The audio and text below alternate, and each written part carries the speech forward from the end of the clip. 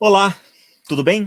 Boa noite, principalmente para você que está nos assistindo ao vivo, aqui na página do Recanto de Paz, na página da USE Intermunicipal de São Bernardo do Campo, na página do MED, Movimento Espírita de Diadema, e em outras duas páginas que nós estamos compartilhando, assim como as nossas redes pessoais. Sejam todas muito bem-vindas, muito bem-vindos. Hoje nós estamos com César Perry, nosso amigo que foi presidente da USE Estadual de São Paulo, da Federação Espírita Brasileira. Já já eu faço as apresentações devidas, não é? Mas a princípio é o nosso acolhimento, é a nossa satisfação em receber cada um de vocês. Espero que todos tenham hoje uma excelente oportunidade de aprendizado. Na verdade, eu não tenho dúvida que nós teremos. Eu tenho convicção sobre isso, e eu fico muito feliz de poder estar recebendo o nosso amigo César Perry hoje. Ele que, como nós dissemos, será apresentado em alguns instantes, muito simpático. A gente fica muitas vezes apreensivo quando recebe uma pessoa que tem, digamos assim, um pouco mais de experiência, um pouco mais de atuação no movimento espírita, mas o fato é que eu tive a grata surpresa de encontrar uma pessoa que se mostrou muito solícita, muito simples, muito acolhedora, e eu espero que vocês tenham a mesma percepção, apesar de eu ter convicção disso também. Eu vou colocar ele na tela, são 8 horas e 1 minuto. Hoje é dia 24 de junho do ano de 2020. E um lembrete, uma dessas curiosidades que nos felicitam, né? Hoje a gente está nessa realização, nessa série de lives que nós chamamos de Evangelho no Ar, né? Até costumamos dizer, enquanto o coronavírus estiver no ar, nós estaremos com o Evangelho no ar. Diariamente, desde quando começamos, hoje nós estamos na nossa 100ª live. Isso é uma alegria fora de série. Saber que aquilo que a gente chamava de coincidência antes, hoje se mostra como obra dos nossos amigos espirituais. Coloco para vocês verem aqui o rostinho do nosso amigo. Dê uma boa noite para eles, meu querido. Boa noite a todos os internautas, né? Amigos espíritas de Diadema, da Fraternidade Espírita Recanto de Paz, da USE, né? Não só aí da região do ABC, mas de todos esses que estiverem, né, acessando essa live. Nós temos a grata satisfação de estarmos colaborando hoje com vocês. Ok, eu já passo, gente, definitivamente a palavra para o César Perry, perdão, e só quero dizer para vocês, não que as credenciais sejam o mais importante, e quando vocês o ouvirem falar, vocês vão perceber que as credenciais são só um complemento de uma realidade que foi construída com o passar do tempo. Ele é ex-presidente da União das Sociedades Espíritas do Estado de São Paulo, ele foi também presidente da Federação Espírita Brasileira. Hoje é colaborador do Grupo Espírita Casa do Caminho, que fica em São Paulo, se eu não me engano, acho que no centro de São Paulo, né? E também Vila Mariana.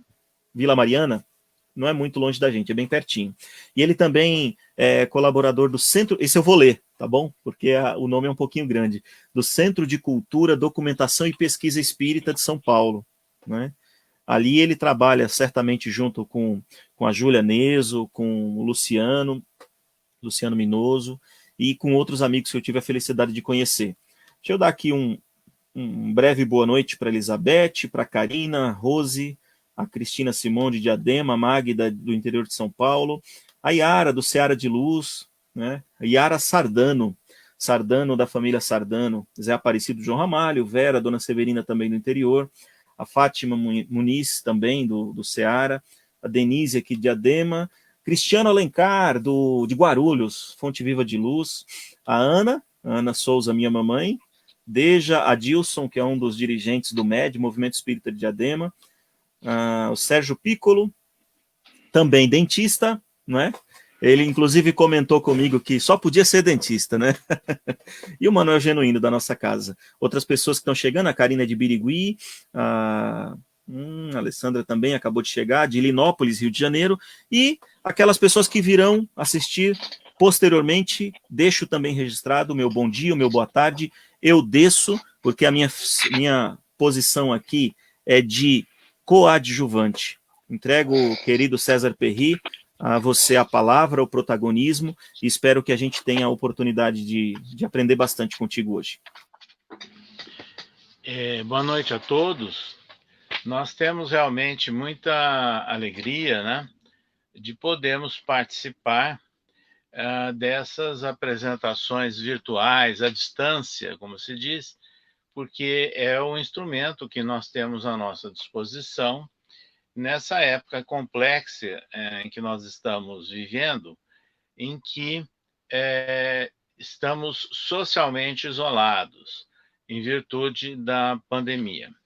Agora, isso tudo é muito interessante se, de um lado, muitas pessoas podem ficar até assustadas, chocadas, porque é a primeira vez na história, né, que todos os centros espíritas estão com as portas fechadas, sem reuniões presenciais. Mas se nós prestarmos bem atenção, e o Fredson acabou de falar que hoje é a 100ª live. Então vejam bem, 100ª live. Nós temos participado várias vezes por semana de lives, entrevistas, né, com centros espíritas, não apenas aqui da capital, mas de outros estados e até do exterior. Então, o que nós estamos verificando? Sem que os centros espíritas estivessem planejados, estivessem preparados para essas transmissões virtuais, de repente todo mundo teve que correr, não é? E se adaptar à nova situação. E, em consequência, é interessante nós pensarmos o seguinte: as portas dos centros não estão fechadas, estão mais abertas ainda. Sabe por quê? Porque nós não estamos mais nos dirigindo apenas a uma frequência física, àqueles que estão presencialmente no centro, mas nós estamos nos dirigindo a uma população que é imensa, porque além daqueles que acompanham ao vivo, né, as palestras, as entrevistas, muitos outros, e num número maior ainda, acessam depois, porque esses arquivos ficam depositados nas várias redes, né, disponíveis pela internet. Então, nós estamos vivendo um momento bastante significativo, importante, e que, eu diria, está se ampliando a possibilidade de difusão do pensamento espírita. Então, é dentro dessa ideia que foi solicitado a nós que falássemos sobre a pandemia e as suas repercussões na casa espírita. Para abordarmos esse tema, nós temos que inicialmente fazer uma introdução. Ao longo da história da humanidade, nós já temos registros, né, históricos de inúmeras epidemias e pandemias. Então, quem não ouviu dizer, por exemplo, daqueles surtos antigos, né, que já existiam há séculos e séculos atrás, do cólera, né, febre amarela. Depois nós tivemos aqueles problemas cruciais, né, que dizimou uma grande parcela da população europeia, principalmente, da chamada peste negra, né, no auge aí da Idade Média. Então, vejam, são momentos, são cíclicos, né, esses momentos de aparecimento de epidemias. E nós vamos encontrar, e é interessante isso, que Allan Kardec ele faz referência na Revista Espírita do ano de 1865 à epidemia do cólera, né, que vira e mexe acometia lá os países da Europa. E ele dava, inclusive, recomendações, orientações interessantes que são registradas na Revista Espírita do ano de 1865. Aquilo que Kardec orienta sobre a epidemia do cólera é válido para nossos dias, quando ele se dirigiu para a comunidade espírita. Sabe por quê? Ele fala, inclusive, que é importante nós respeitarmos as orientações sanitárias. Ele já dizia isso, veja, em 1865. E isso é indispensável, né, em nossos dias. Depois nós tivemos, né, mais recentemente, né, no final, a partir do final do século XIX, começo do século XX, outras epidemias, né? Aqui no Brasil foram muito comuns os contágios, por exemplo, gerando a malária, né? A malária com as crises de maleita, nós tivemos febre amarela, nós tivemos, na época da Primeira Guerra Mundial, a famosa pandemia de gripe espanhola. A gripe espanhola foi tão séria que ela dizimou muitas tropas durante a Primeira Guerra Mundial. E um daqueles países que acabou perdendo a guerra, né, naquela época, foi em consequência da contaminação de suas tropas. Sabe-se, inclusive, que exércitos norte-americanos sendo transportados em navios indo para a Europa, para o fronte, vários ficaram doentes e foram dizimados, inclusive. E a gripe espanhola, ela atingiu o Brasil de uma forma assim marcante, a ponto de provocar como vítimas Eurípides Barçanufo, o famoso líder espírita de Sacramento, voltado à caridade, médium excelente. Ele foi acometido de febre da gripe espanhola, uma febre intensa, problemas pulmonares, e desencarnou em pouquíssimos dias, né? Em 1º de novembro do ano de 1918. O próprio presidente da República, que tinha sido eleito, Rodrigues Alves, também desencarnou em função da gripe espanhola. E nós temos outros registros no mundo, inclusive aqui no Brasil.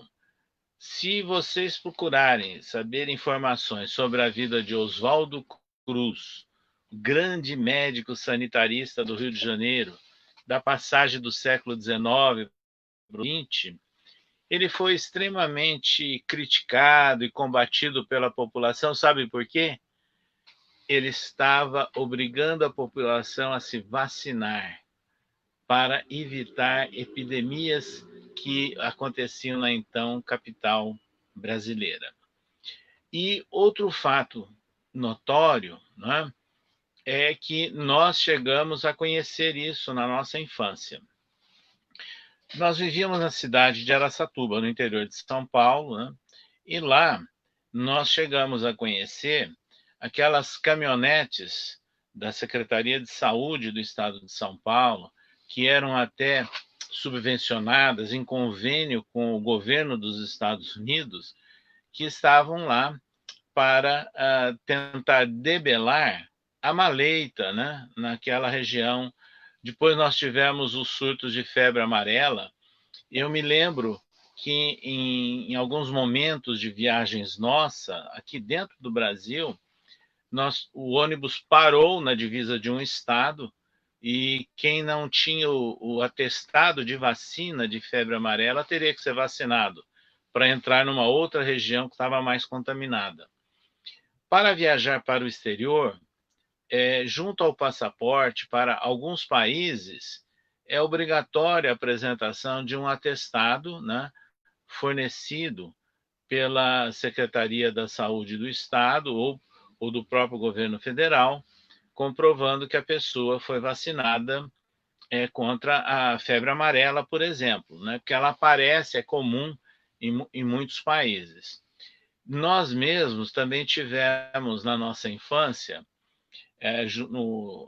junto à nossa família, as informações com relação à epidemia da chamada poliomielite, a paralisia infantil.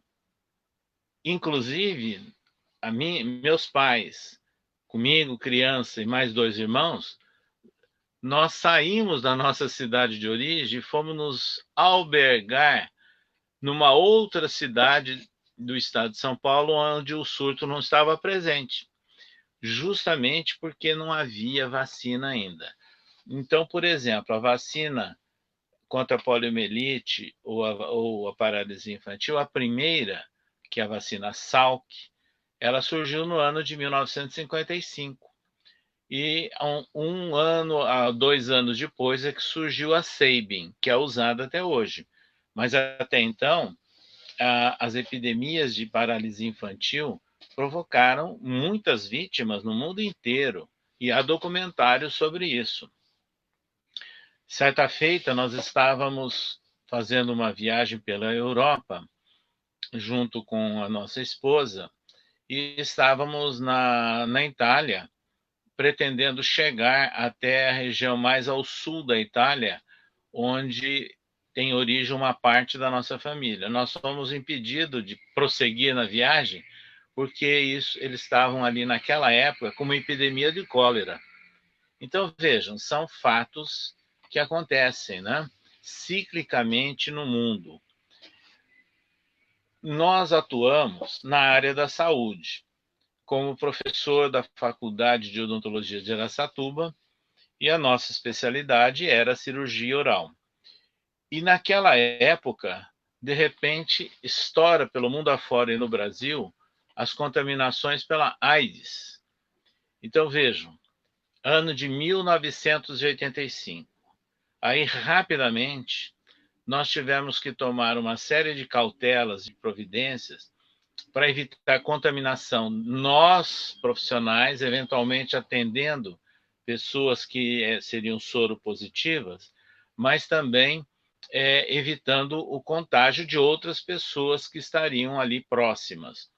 E foi feita, inclusive, uma campanha. Nós organizamos uma grande campanha regional de esclarecimento aos profissionais da saúde, mas também à população, principalmente aos jovens, considerando o tipo de contaminação que acontece com a AIDS, que é diferente do que nós estamos assistindo agora com o coronavírus.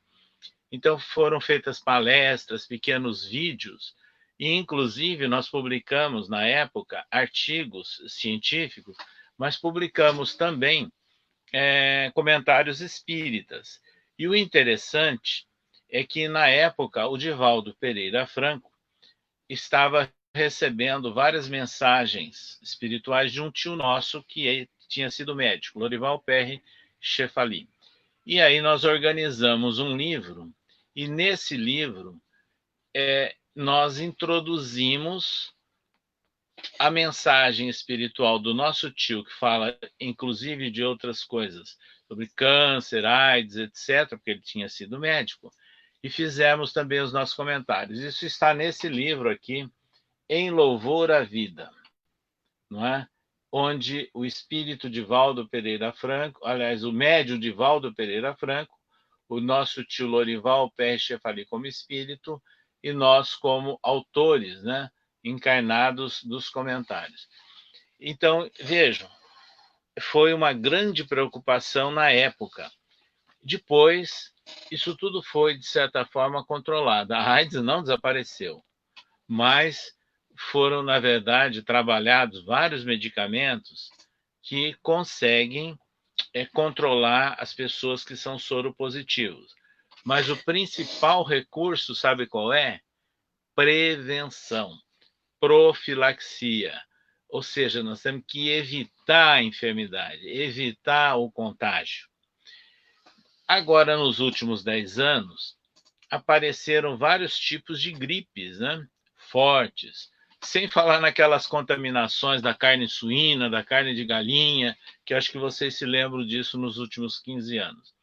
Mas as gripes, nós tivemos o H1N1, tivemos a SARS, etc., também cruéis, né?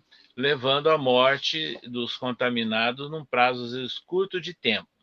Mas o que aconteceu? Para o SARS, para H1N1 e outros tipos de gripe, já foram desenvolvidas as vacinas. É por isso que anualmente existe uma campanha de vacinação aqui no Brasil no primeiro semestre, né? Justamente para se evitar esses tipos de contaminação. Quer dizer, gerando no organismo de quem usa a vacina uma defesa maior, não é? Para ter uma certa imunidade aos contágios. Pois bem, de repente, nós tivemos aí, no início desse ano, as notícias iniciais vindas da China e rapidamente se espalhando pela Europa, Estados Unidos e Brasil, com as contaminações de um vírus. O vírus não é um ser vivo. O vírus ele é submicroscópico, ele é muito pequenino, só dá para se ver em microscópio eletrônico. E como que ele é transmitido? Pelo ar, pela respiração das pessoas, pela aspersão da saliva das pessoas. Então é um contágio assim muito específico, né, relacionado com a tosse, o espirro, né, das pessoas e a própria fala. Porque quando uma pessoa fala, nós estamos aspergindo saliva assim num certo espaço, não é? E quem estiver próxima, se a pessoa estiver gripada, ela pode ser contaminada. E no caso do coronavírus, é assim exatamente que ocorre a transmissão. Qual é a grande diferença? A grande diferença que está assustando todo mundo e causou um certo pânico no mundo e no Brasil é que a transmissão agora ela ocorre rapidamente. Se na época, né, na Idade Média, da peste negra, levava-se anos, décadas, né, para se contaminar alguns países, porque não havia meios de locomoção fáceis. Não é o que acontece agora. Então, com o avião, nós chegamos em poucas horas numa outra parte do mundo. E foi exatamente o que aconteceu. Pessoas sem imaginarem que já seriam portadoras do vírus, que estariam contaminadas, ou seja, não tinha ainda sinais, sintomas de gripe, de nada, mas era portador do vírus. Quer dizer, passaram pela China e viajaram para a Europa, para os Estados Unidos e para o Brasil. Então, o vírus chegou rapidamente de avião. Então, nessas condições, a transmissão ela aconteceu mais rápida. E outra, já foi constatado, porque esse vírus é novo, embora ele seja parecido com aqueles outros do SARS e do H1N1, ele tem diferenças, ele não é exatamente igual. Então, o Covid-19 ou coronavírus, era muito pouco, ele era desconhecido. Então, ele passou a ser conhecido com os primeiros doentes, né? Onde os médicos foram verificando os sinais e sintomas, a velocidade que comprometia os órgãos, quais órgãos, né? E aí se constatou o risco dele, porque ele provocava acometimentos pulmonares gravíssimos num prazo curto de tempo. Tudo que nós estamos falando é lembrando que há reações pessoais, individuais. Cada caso é um caso. Porém, as informações dos pesquisadores, dos médicos que analisam as contaminações, elas têm que ser valorizadas e respeitadas. Então, nesse caso, quando nós falamos em coronavírus, as principais autoridades são as autoridades da área da saúde. São eles que vão dizer, né, quais os cuidados e quais os tratamentos que devem ser executados. E é lamentável, inclusive, que em alguns países o ritmo de contaminação ou a marcha da epidemia andou mais rápido. Sabe por quê? Porque não se obedeceu às orientações da ciência, não se obedeceu às orientações médicas. E muitas pessoas com responsabilidades governamentais hesitaram, demoraram para tomar providências. Sabe-se, né, que em alguma parte do mundo, se tivesse sido evitado uma grande festa popular, típica, né, e muito considerada no país, a epidemia teria sido reduzida, mas não tiveram, provavelmente, o descortino e, eu diria, a coragem de suspender uma festa popular enorme e que, na verdade, poderia levar a um prejuízo para os patrocinadores. Então, veja, muitas questões aí envolvidas. Pois bem, só que nós estamos, face a tudo isso, com uma situação instalada. Trata-se de uma pandemia. O que é pandemia? É quando a contaminação, a epidemia, ela cresce, ela se espalha, né? Ela se generaliza. E é o que aconteceu aqui em nosso país. Então, as autoridades sanitárias passaram a recomendar, a partir de um certo ponto, que fossem suspensas todas as formas de aglomeração, não é? Porque sabe-se que uma pessoa contaminada, ela respirando, tossindo, espirrando ou falando, se ela não tiver com máscara e o outro também não tiver com máscara, a contaminação pode acontecer na faixa de 1,5 m, mais ou menos, né? Então, vejam, a preocupação não é só com uma pessoa, a preocupação é com o conjunto das pessoas, é com a população em geral. E tem outras situações que foram verificadas logo no início, que de início chegaram à conclusão, hoje está mudando um pouquinho esse conceito, que as crianças e jovens, muitas vezes, eram assintomáticos. Adquiriam o vírus, não produziam uma doença evidente ou muito fraca, mas transmitiam o vírus. Então veio a primeira grande recomendação, não é? De evitar o contato das crianças e jovens com as pessoas de risco. Quem são as pessoas de risco? As pessoas com mais de 60 anos em geral. Além disso, as pessoas que têm diabetes, têm problemas cardíacos, têm problemas pulmonares, seja quais forem, e outros problemas que debilitam a resistência da pessoa. E com isso, sabe o que significa? A rigor, os netos não poderiam mais ficar à disposição ou sob a tutela dos avós, o que é comum no Brasil, né? Porque muitos pais trabalham de noite, tá?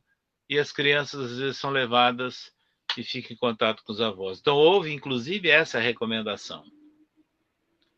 Agora vejam bem, foram suspensas as aulas, agora que está se planejando um retorno gradual às aulas e que não será igual, porque haverá um rodízio, né? Quando for liberado, a partir de setembro, quando for liberado, as crianças e jovens, alguns vão ter aula na segunda, a aula física, terça presencial, terça, vamos assim dizer, seria virtual, então alternando as turmas e diminuindo o número de alunos por classe, para dar distância entre as cadeiras. Então, vejam, tudo isso que nós estamos falando a vocês são aplicáveis ao centro espírita.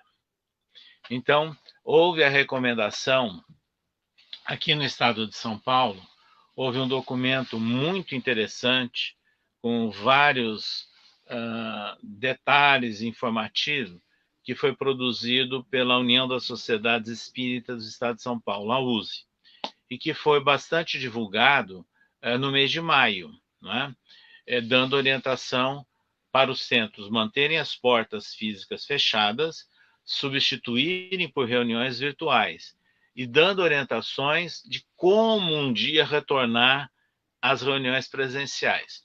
Mas nós sabemos, aqui no Estado de São Paulo, que a Federação Espírita do Estado de São Paulo também divulgou um documento, nós vimos, a Aliança Espírita Evangélica também divulgou um documento. Então, é unânime, uníssono no Estado, do Estado de São Paulo, que as instituições espíritas não podem, estão proibidas, né, pelas normas do governo para evitar aglomeração, de realizar reuniões públicas.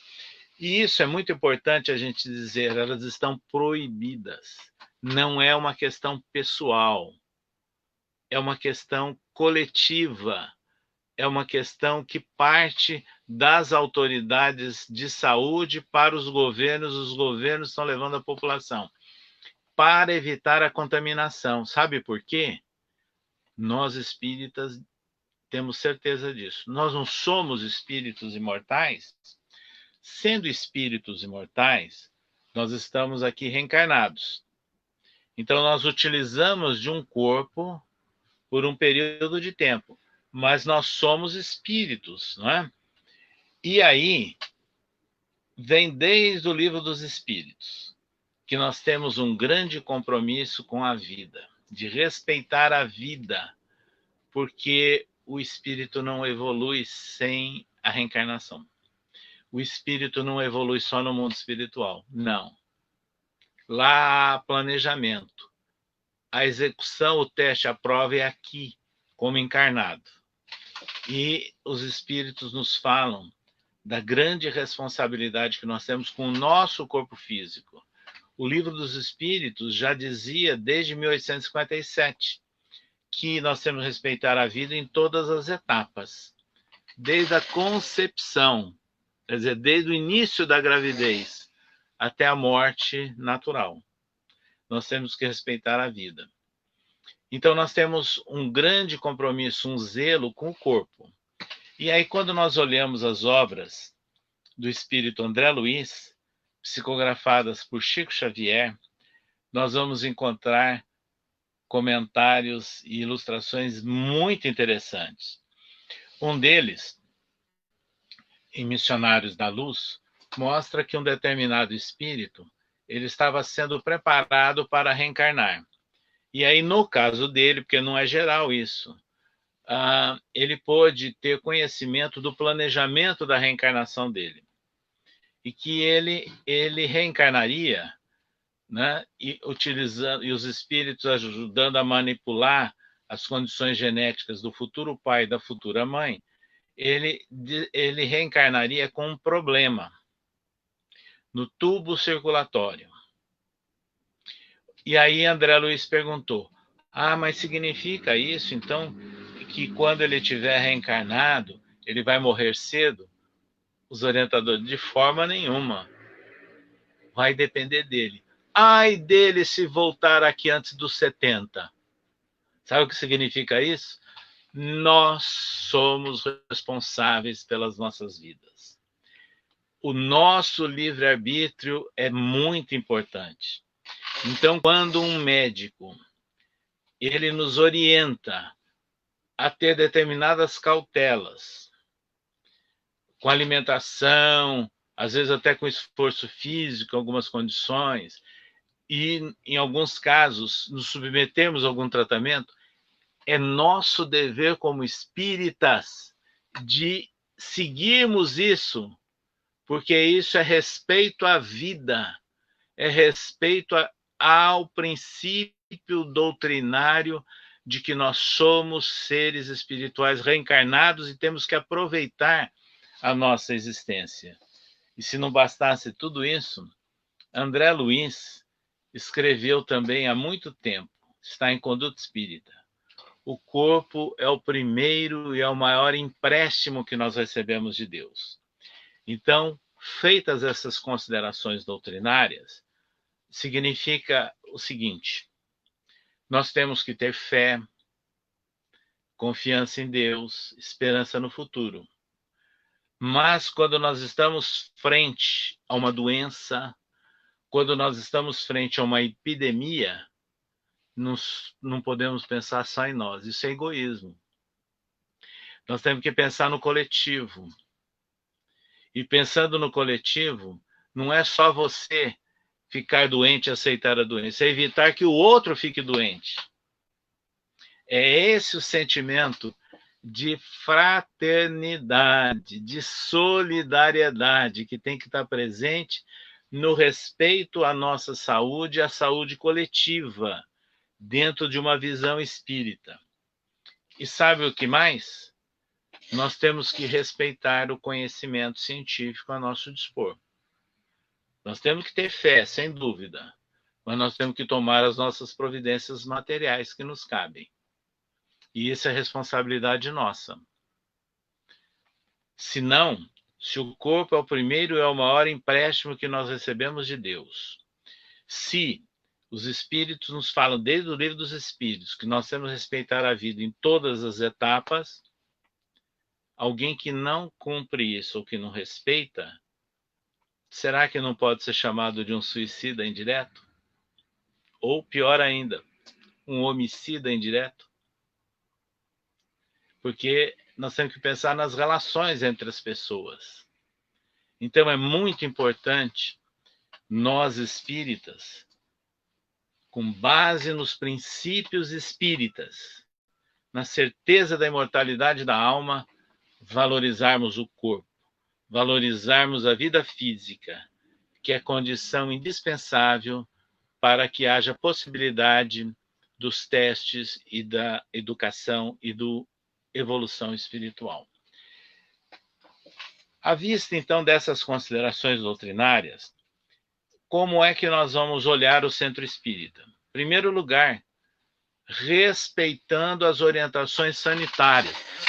Não é a opinião do presidente, não é a opinião do médium, não é a opinião de ninguém. Aliás, todos podem ser incursos na lei se não respeitarem as leis vigentes no país, não respeitarem as normas vigentes no país. Tem mais esse detalhe.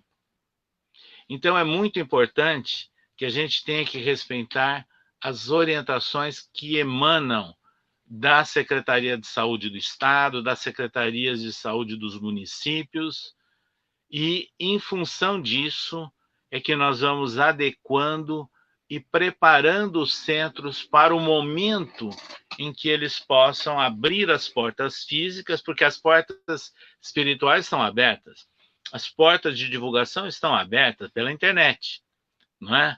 Agora, para fazer a adequação do centro espírita, nós vamos ter que seguir essas orientações.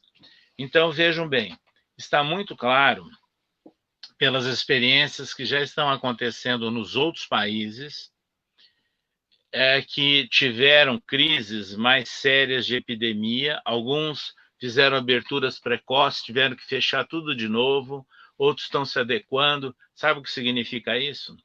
Nós nunca mais voltaremos à situação anterior. O vírus não vai desaparecer. O vírus ele vai permanecer. O que vai acontecer é que surgirão as vacinas. E essas vacinas, elas chegarão, algumas, na melhor das hipóteses, no finalzinho desse ano. E com certeza no ano que vem. Então, nós vamos ter que manter cuidados até que todos sejamos vacinados. Então, isso vai demorar muito tempo para acontecer. Então, vejam, aí as precauções, a prevenção de contaminação é indispensável. Isso é norma legal. Norma legal. Aqui no estado de São Paulo, por exemplo, é obrigatório o uso de máscara. E provavelmente continuará sendo, mesmo depois que reabra comércio, reabra escolas, reabram os templos religiosos, provavelmente o uso de máscara vai permanecer como uma rotina. Então, nós vamos viver o chamado novo normal. O novo normal serão as condições que estarão disponíveis com maior margem de segurança para evitarmos a contaminação das pessoas que estão no centro espírita, que estão sob nossa responsabilidade. Então, isso é importante nós lembrarmos. As crianças da evangelização, os idosos, as pessoas que chegam adoentadas ao centro, elas estão sob nossa responsabilidade. Nós não podemos, nessa hora, fraquejar e nem brincar, não, com contaminação. Então, vejam bem, em princípio, quais são as orientações que estão surgindo? Quando os centros puderem abrir as portas, os centros terão limite de presença. 20% de presença, 30%. Significa que um centro que tinha 100 pessoas frequentando, ele vai poder receber 20 por reunião. Então, são limites que vão ser adaptados, adequados, né, em cada cidade, em cada município, de acordo com as orientações que estarão surgindo. E aí virá mais distância entre as cadeiras. Aquelas cadeiras juntinhas para caber mais gente, isso vai ter que desaparecer. Porque nós vamos ter que manter uma distância de mais ou menos 1,5 metro entre uma cadeira e outra. Pois bem, nós vamos ter que ter cuidados, inclusive, nos banheiros. Higienização adequada de banheiros, não é? E aí vem uma outra questão. Uso de máscara. Todas as pessoas usando máscara. E aí vem uma pergunta. Os colaboradores que são idosos, que têm doenças que enfraquecem, que eu já citei várias delas, e que são chamadas do grupo de risco, será conveniente que eles compareçam ao centro? Não importa que seja médium, que seja expositor ou que seja dirigente. Se for do grupo de risco, é uma responsabilidade do uso do livre-arbítrio para si e também da possibilidade de causar problema para outras pessoas. Então, veja, nós vamos ter muitas mudanças aí pela frente. Então, sintetizando tudo o que nós falamos, alguns cenários, algumas situações que a gente pode imaginar. Provavelmente o centro não vai poder ter uma reunião pública por semana, ou um horário. Ele vai ter que ter vários. E aí vai ter que preparar a equipe para isso, para que possam ir aquele número X de pessoas por reunião. Aí vem outro detalhe, é a questão do atendimento das pessoas. Vai ser muito importante no centro espírita o atendimento fraterno. Por que vai ser muito importante? Consequência de todos os traumas que nós estamos vivendo agora. Vocês já pensaram quantas pessoas que estão há 90 dias em quarentena e poderá ficar mais, no mínimo 30, em quarentena, será que eles estão psicologicamente todos numa situação de equilíbrio? Será que estão todos numa boa situação espiritual? Será que muitos desses não ficaram assustados, em pânico, com risco de morte? Será que muitos desses não perderam entes queridos? Então, significa que vai aumentar a demanda, a procura pelo atendimento fraterno. E há uma recomendação já que o atendimento fraterno não seja só presencial, não seja só físico. Que o atendimento fraterno ele seja também preparado, desde já, para que ele possa ocorrer à distância, virtualmente. Aí pode perguntar, mas como? Eu vou dar uma resposta objetiva e simples.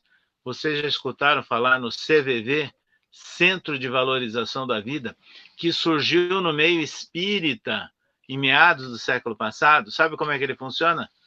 Telefone. Plantonistas do CVV por telefone. E conversam, dialogam, orientam as pessoas. E milhares, um número incalculável de pessoas foram salvas ou foi evitado o suicídio à distância. Então, hoje, nós temos muitos recursos, né, pela internet para se fazer o atendimento fraterno à distância e dar esse apoio, inclusive para as pessoas que não poderão ir ao centro, o chamado grupo de risco, que não será recomendável muito cedo a frequência ao centro. Então, nós vamos ter que encarar essas situações novas, novos cenários. É o chamado novo normal. E é nessas condições é que nós vamos ter que replanejar o funcionamento dos centros espíritas. E inclusive na assistência social. Porque nós vamos ter que adotar também cautelas, não é?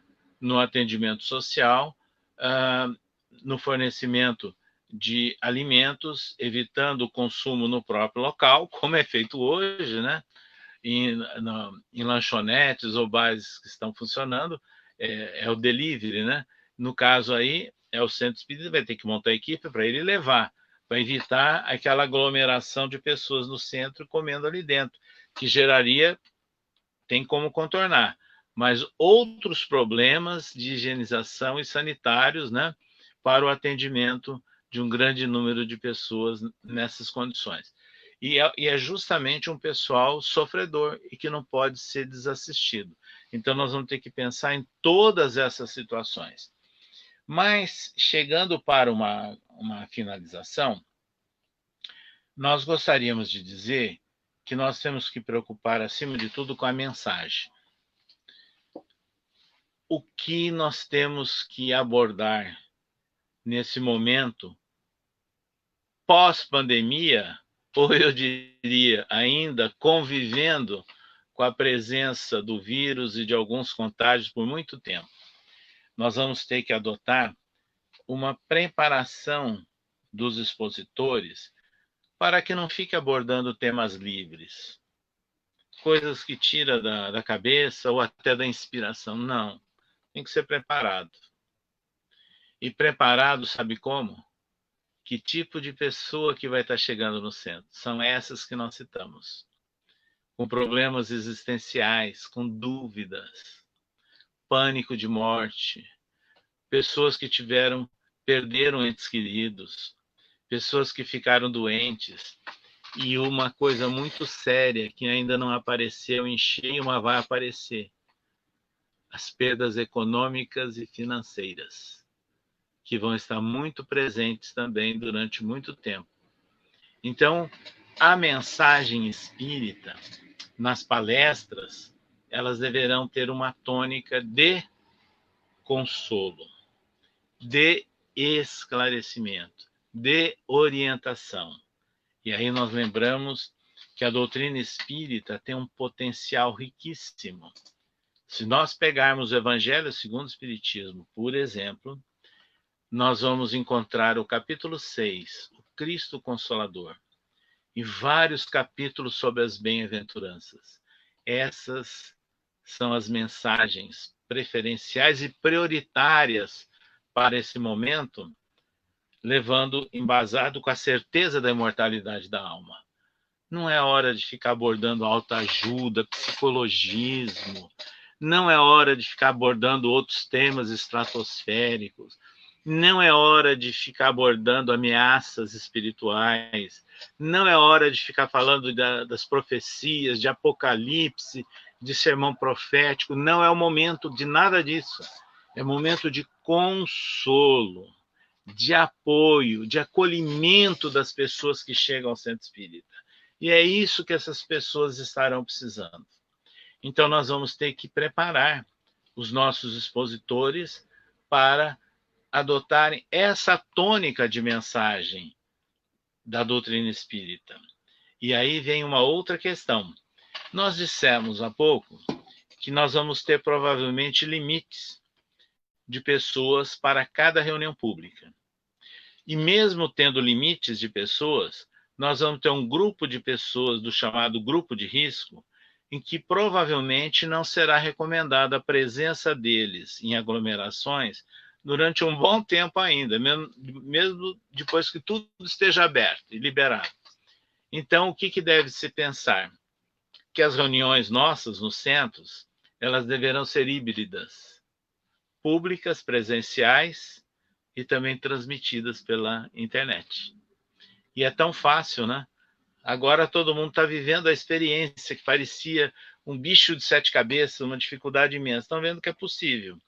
Então, sem dúvida nenhuma, existe uma grande probabilidade, talvez uma necessidade, que as nossas reuniões nos centros elas estejam preparadas para que o expositor fale para o público que está ali fisicamente presente, mas, ao mesmo tempo, essa mensagem deverá estar sendo transmitida ao vivo pela internet. Então, com isso, nós vamos aumentar, né, a possibilidade de atendimento espiritual das pessoas. Nós vamos abrir mais as portas do centro espírita. Então, vejo que a tecnologia está nos favorecendo, inclusive, né, nessas condições.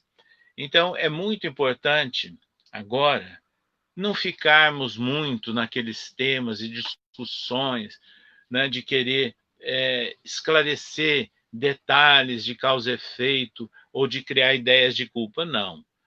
É consolo, esclarecimento, orientação para que a pessoa seja acolhida no centro espírita.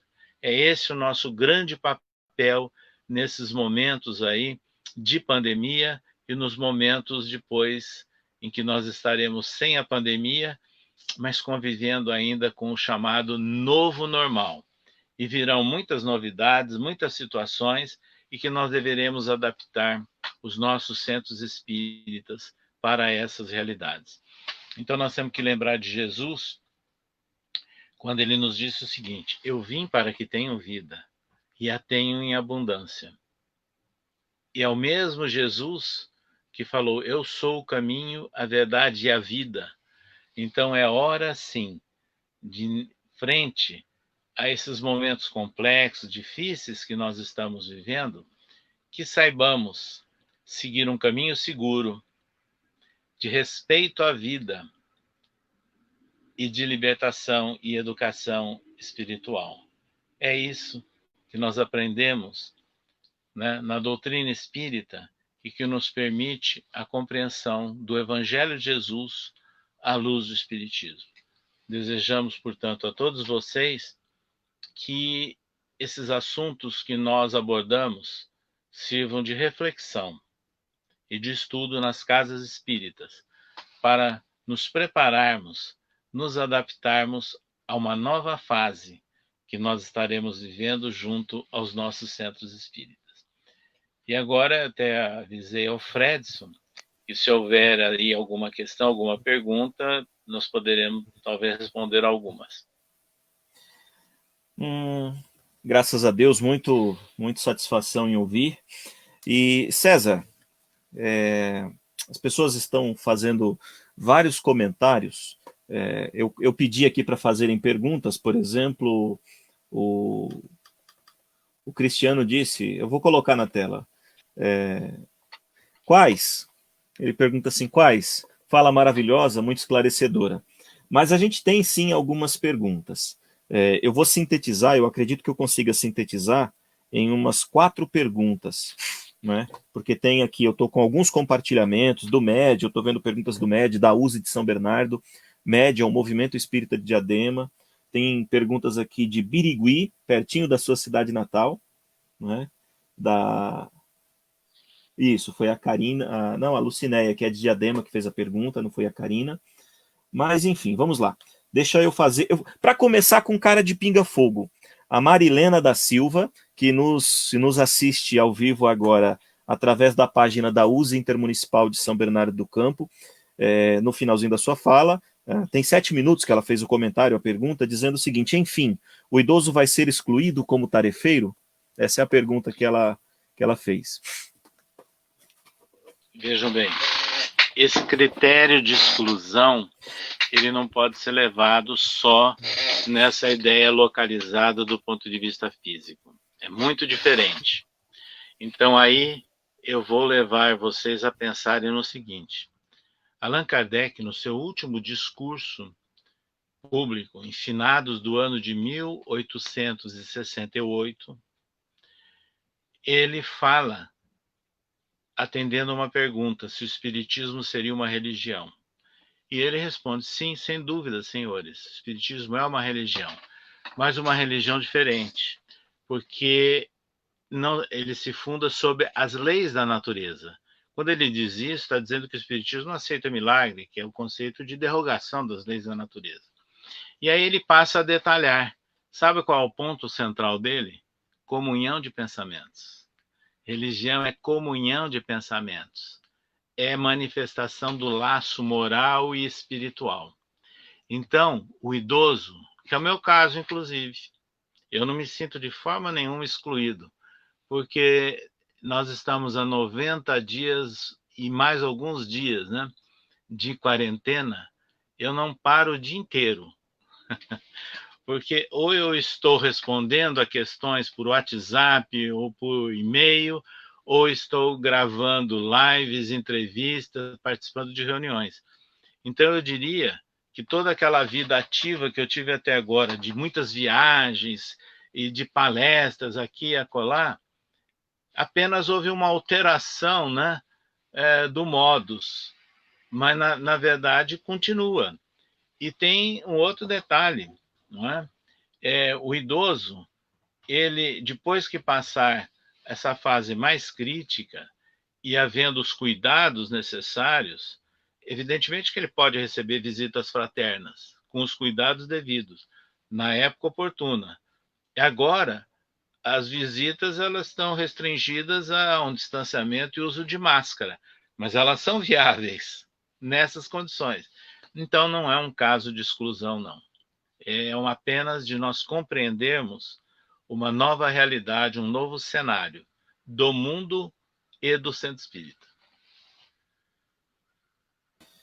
Voltando para a tela, eu vou sintetizar aqui.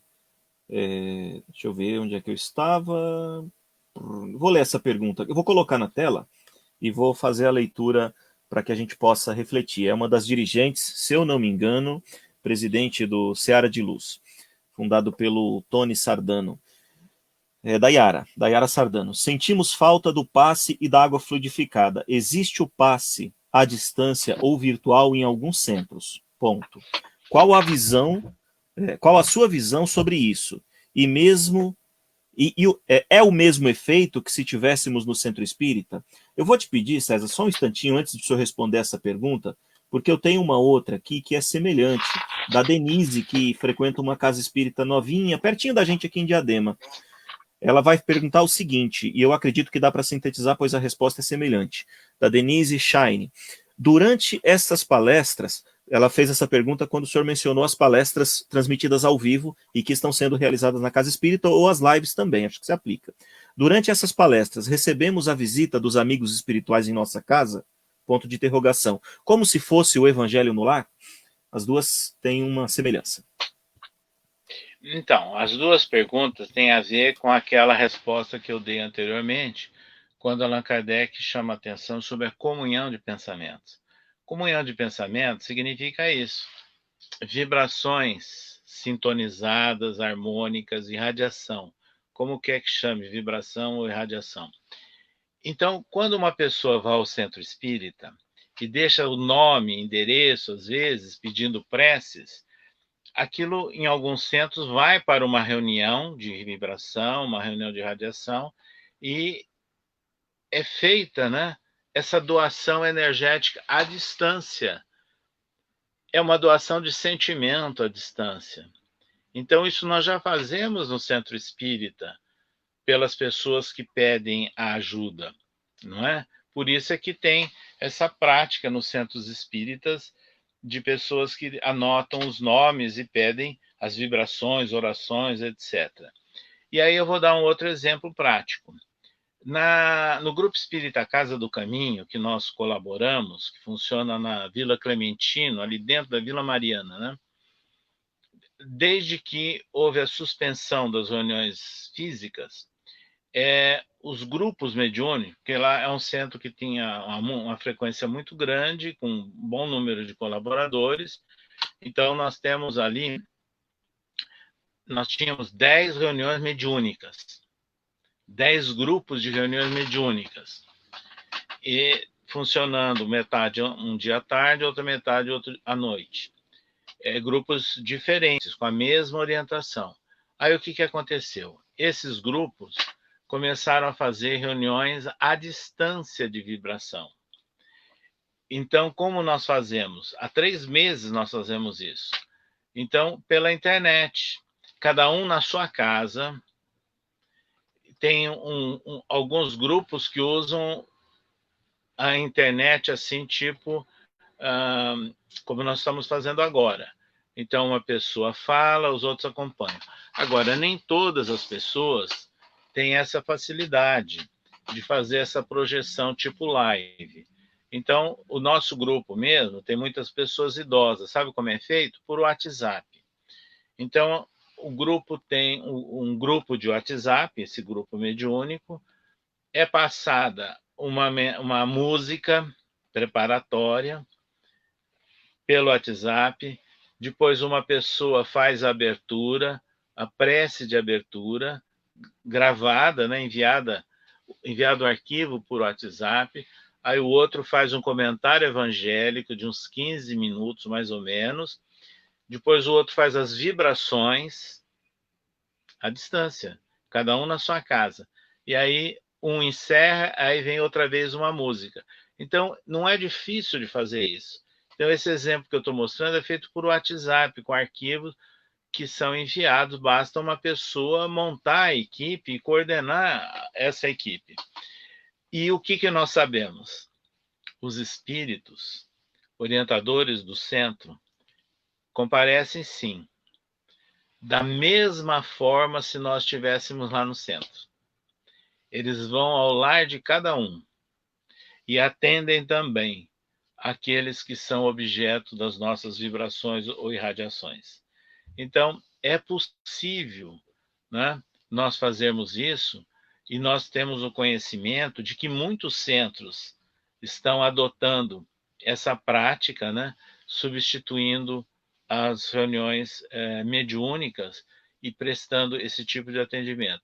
Isso sem falar que também existe as várias lives, né, de comentários evangélicos e com preces também. Então, são formas que estão sendo agora criadas, estão sendo vividas e que vão deixar muitas contribuições para todos nós. Maravilha. Eu tenho aqui 3 perguntas que eu vou sintetizar em uma só. A Lucinéia pergunta, ela comenta o seguinte, o comentário dela eu coloco na tela, e as outras 2 eu sintetizo aqui na verbalização. Mesmo trabalhando, não podemos esquecer que também estamos no meio de tudo isso, com nossos medos e problemas. Eu imagino que seja um ponto. Como nos preparar? Essa é uma pergunta. Junto com essa, eu digo, tem uma pergunta. Como preparar médiuns e trabalhadores para essa situação. E tem uma outra semelhante, é muito parecida aqui do meu amigo Joaquim, então, respondendo essa, estarão respondidas todas as 3. Veja bem, é natural, né, que o próprio trabalhador ele esteja afetado, né, por toda essa situação. Depois de tanto tempo de isolamento, e isso vem às vezes agravado, porque num lar onde às vezes o casal trabalhava, as crianças iam para a escola, de repente está todo mundo junto, fazendo home office, ou as crianças algumas com aula à distância, com 1000 problemas, porque não foram treinadas nem preparadas para isso, e os professores também não foram, né? Então, são situações novas. Então, isso gera, sim, esse clima que está sendo falado. Então, é mais uma razão para nós fazermos um grande esforço de buscarmos meios de termos confiança no alto e de cultivarmos a serenidade. Então, como é que pode ser feito isso? Não só pela prece diária, desde o momento que a pessoa levanta, como também escutar uma música interessante, tranquila, uma gravação boa, gravação de mensagens. A gente tem tantas mensagens de Chico, até na voz de Chico Xavier, disponíveis no YouTube. Então, nos isolarmos em alguns momentos para essas meditações, essas orações. Então, isso ajuda bastante.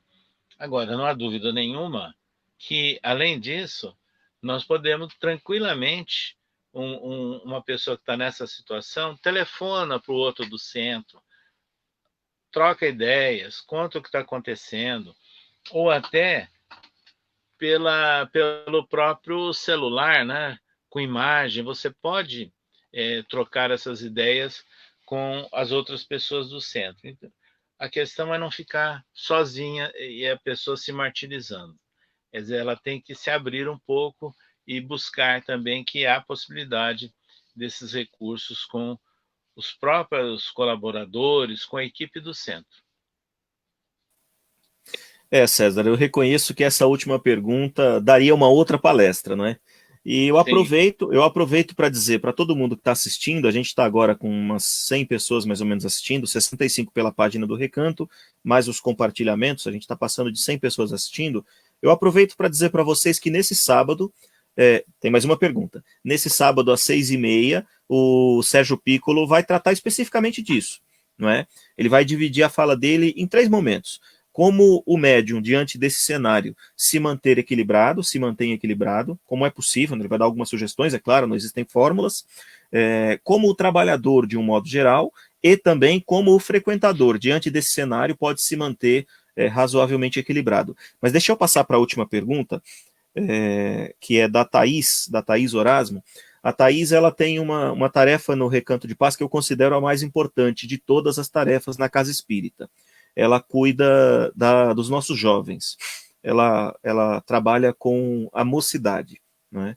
Então ela tem lá um grupo, até pela idade da nossa casa, a nossa casa ela tem, nessa sede própria, ela teve 2 meses funcionando e entrou a pandemia, ela estabeleceu-se nessa sede no dia 13 de janeiro, existe desde 2012, mas está lá há bem pouquinho tempo, e ela me pergunta, vez por outra, e perguntou agora no compartilhamento também, se a gente vai ter o afastamento necessário por um tempo, é claro.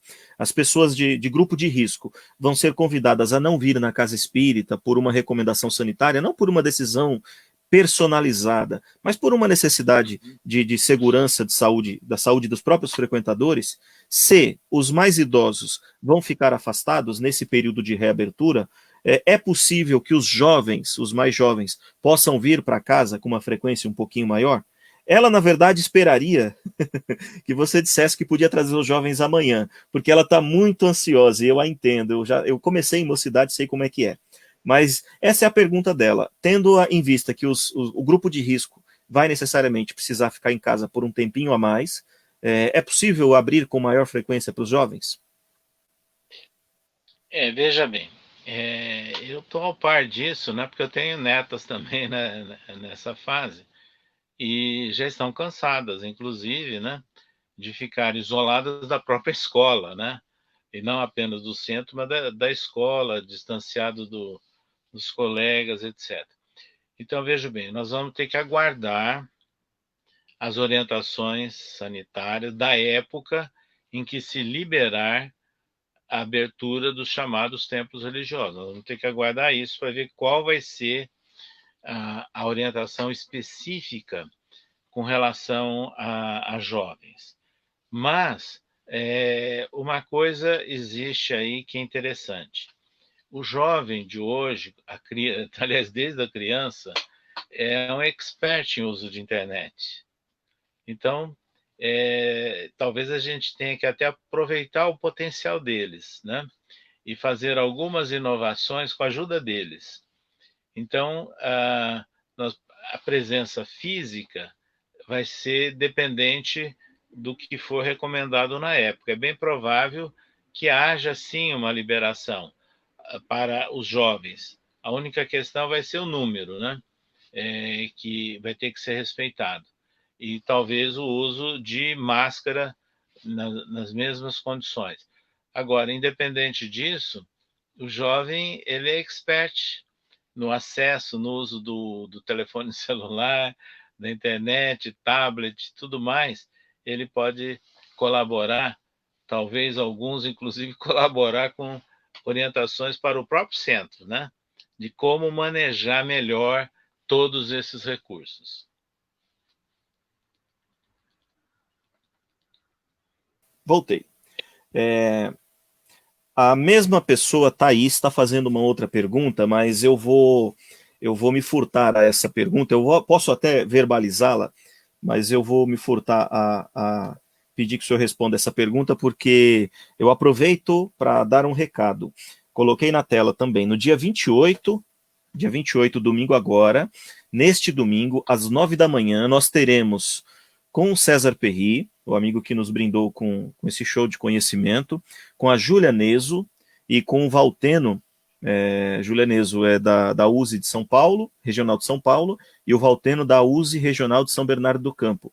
Nós estaremos com os 3 amigos numa entrevista falando sobre o futuro, né? Novo normal. A gente ouviu hoje novamente esse novo normal. Nós vamos falar um pouco, sem exercício de futurologia, porque não é essa a tarefa do Espiritismo, mas nós vamos conversar um pouco sobre quais são as possibilidades desse novo normal, quais são as heranças que esse momento vai deixar para a casa espírita. Por que eu estou comentando isso? A pergunta dela é: o jovem vai ter mais espaço na casa espírita para os trabalhos como um todo, não só para ficar dentro da mocidade, mas tem uma íntima sintonia com isso que o César acabou de comentar, não é, César? E vai ter desdobramento nessa entrevista de domingo, né? Isso. Mas a expectativa é que o jovem tenha realmente mais espaço. Eu diria, é uma necessidade isso. É verdade. E aí eu aproveito para dizer o seguinte, ó, pesquisem no YouTube, vocês vão encontrar com essa carinha, deixa eu colocar na tela para que vocês possam ver. Vocês vão encontrar com essa carinha aí no YouTube a nossa página do Recanto de Paz. Vocês vão pesquisar Fraternidade Espírita Recanto de Paz. Vão encontrar esta... deixa eu tirar ela daqui porque não é mais necessário. Vocês...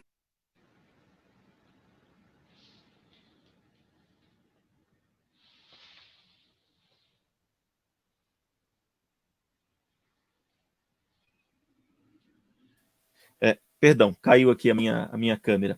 Vocês vão ver com essa carinha que eu acabei de compartilhar a nossa página no YouTube, no nosso canal no YouTube. Então, sintonizem, divulguem para os amigos. No dia 28, às 9 da manhã, estaremos no YouTube com César, Júlia e Valteno conversando sobre o novo normal. Vou fazer o trabalho de interlocução, vou propor algumas perguntas, algumas dimensões de conhecimento a respeito da casa e do movimento espírita, e eles vão oferecer as reflexões oportunas. E no mesmo domingo, à noite, aqui no Facebook, às 19 horas, às 7 horas da noite, a gente vai estar com uma galera de mocidade, tá bom? Dirigentes regionais aqui do estado de São Paulo, de São Bernardo e do interior, conversando sobre mocidade, mas é a herança que essa situação pode deixar para as casas espíritas no que diz respeito à juventude. Vai ser uma conversa muito dinâmica, muito interessante. Estejam conosco. César, meu querido amigo, imensa gratidão, muito obrigado por estar conosco na nossa 100ª live do Recanto. Histórica essa live, não por questões de credencial, não é? Mas porque a gente teve a oportunidade de ouvir um dos temas que talvez tenha sido o mais importante, num dia que a gente não planejou que fosse a 100ª, mas coincidentemente foi. E inclusive eu digo uma coisa, minha filha está com 53 dias de nascida, não é? E a gente só não está hoje fazendo a 101 porque no dia em que ela nasceu a gente não fez. Olha que interessante. Eu te peço, se você assim o quiser, deixar as últimas considerações, as considerações finais, e eu tenho feito pessoalmente uma pergunta para todos os convidados, te deixo também com essa pergunta minha, como eu tenho feito para os demais convidados que gentilmente nos atendem, nos emprestam 1 hora ou 2 de reflexão. O que você tem aprendido experimentando essa pandemia? Olha, essa fase que foi inesperado, eu diria, nunca pensado, né, de nós vivermos uma situação dessa, a gente tem refletido em algumas questões. Em primeiro lugar, vivendo face a face a família próxima. Eu diria a família num ponto menor, dentro de um lar, o que não é comum, não é? Então, é uma situação diferente, essa de você conviver mais de perto no dia a dia com pessoas que, embora sejam familiares próximos nossos, são pessoas diferentes.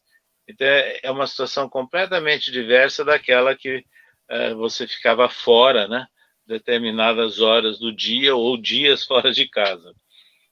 Então, a questão da convivência familiar, ela sugere aí algumas reflexões. A outra reflexão que nós estamos fazendo é de repensar as prioridades de vida. Porque, naturalmente, nós começamos a reduzir necessidades. E ao reduzir necessidades, em alguns casos, inclusive, por imposições de economia até, né? E que é mais fácil de se fazer numa situação dessa, mas aí você começa a pensar em prioridade. E o que é mais importante, não é?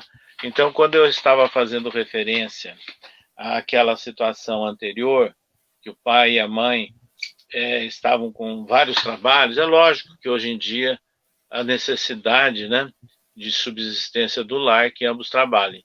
Mas às vezes havia, em muitos casos, exagero, né, de tempo fora de casa, de falta de convivência com os filhos. Então, eu digo que é um momento certo que nós estamos vivendo de refletir valores, né? E entre os valores que nós temos que refletir, essa iminência, né, ou de ter uma eventual morte próxima, né, que é um terror para muita gente, também leva a reflexões. O que é mais importante de nós aproveitarmos a nossa existência enquanto nós temos saúde? Então, são questões aí que merecem as nossas reflexões. Muito, muito, muito obrigado. Eu não posso verbalizar todos os agradecimentos, porque eu preciso voltar para casa antes da meia-noite. Todas as pessoas que nos assistiram e mais algumas estão colocando aqui os agradecimentos. Então, é o sentimento de gratidão que nos envolve. Desejamos que no dia 28 a gente tenha a oportunidade de ter mais momentos importantes e espero que você esteja bem, tá bom? Ótimo, muito obrigado a todos, viu, pela atenção e oportunidade. É isso aí, gente. A gente não tem feito, como já comentei algumas vezes, preces de encerramento, o que não significa que a gente não deva fazê-las assim que a gente encerrar o vídeo. Garrafinha com água, a oportunidade de, durante a nossa prece, receber ou estar com eles, amigos espirituais, aqui do nosso lado, nos acompanhando, fluidificando a nossa água. Isso vai ser, talvez, complemento daquilo que nós já recebemos e do passe que veio através das reflexões maravilhosas. Querido, muito obrigado a todos, que Deus nos abençoe, nos ampare e nos dê um final de noite simplesmente conectados com o Cristo. Tá, obrigado.